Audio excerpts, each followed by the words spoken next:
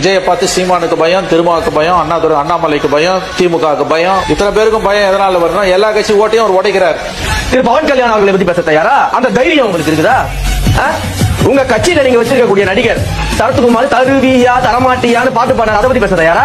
இடுப்பக்கள்லாம் அதற்கெல்லாம் இதெல்லாம் என்னங்க பதில்? இதெல்லாம் கேவலமா இல்ல இப்படி எல்லாம் பேசுறது? ஒரு தேசிய கட்சியோட மாநில தலைவர், ஒரு IPS அதிகாரி எதற்காக இப்படி கொச்சையாக பேசுகிறார்? இது பாரதிய ஜனதா பார்ட்டி, இது பாலியல் ஜெல்சா பார்ட்டி. நீங்களாம் ஸ்கூல் பசங்க மாதிரி பேசலாமான்னா விஜய் எவ்வளவு நடிச்சிருக்காப்ல, இவர் எங்க பாத்துருக்காப்ல பாருங்க. இவர் இடுப்பு சீனா பாத்துருக்காப்ல. இப்ப இடுப்ப கிள்ளி டான்ஸ் ஆறாங்கன்னா அது சினிமாவோட நடிக்கக்கூடிய ஒரு காட்சி. கேட்டுங்களா? நீ உண்மையாலுமே இவர் என்னங்க செஞ்சிருக்காரு?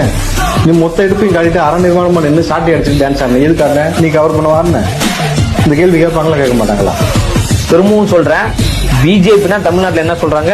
பாரதிய ஜனதா கட்சின்னு சொல்ல மாட்டாங்க. என்ன சொல்றாங்க? பாலியல் ஜல்சா.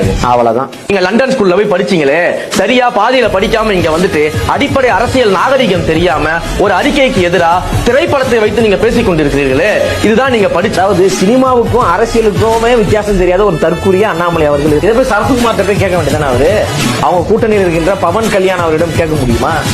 கேட்க சொல்லுங்க. நீங்க எப்படி சினிமால எப்படி எந்த நடிகையினுடைய இடுப்பு